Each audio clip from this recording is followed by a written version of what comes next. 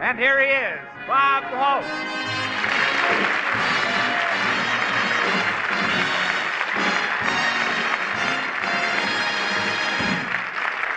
Thank you. Thank you very, very much. Well, here I am still going steady with Jell-O. I don't know what it is, but there's something about my personality that sells those 6 delicious flavors, especially lemon. I'm very happy to be here tonight. I've been keeping my fingers crossed all week with this flu that's going around. It's really an epidemic, you know. In fact, there's so much flu in show business that Phil Spitalny is advertising Evelyn and her magic thermometer. One doctor had so many cases of flu, he rented a helicopter and sprayed Pasadena with penicillin. And Jane Russell's got a slight cold. Doctors came from as far away as Alaska for the examination.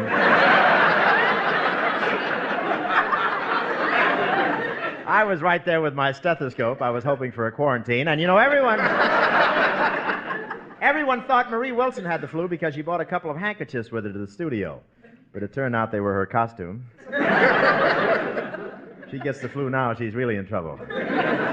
And those cold germs are everywhere. On the Lawrence Welk show, that bubbling music is now done with Alka-Seltzer. I tuned in and heard Crosby singing the other night. I'm sure he's sick.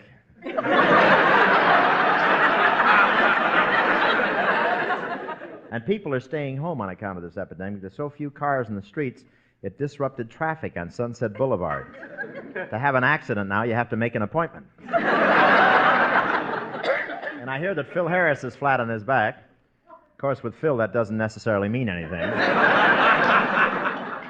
It could just be hardening of the old Forester. Phil Harris really does have an ailment, you know. He has termites. He got them from breathing in too much sawdust. I got the sniffles and rushed to Hollywood Hospital last night, and I must have gotten in the wrong entrance.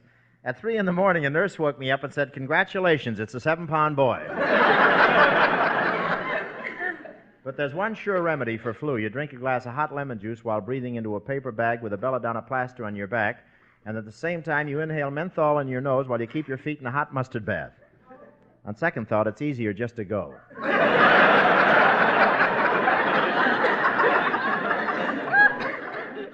My doctor told me to be very careful during this outbreak. He said to avoid everything that might pass germs from one person to another, even money. So I took his advice. I went out to Santa Anita.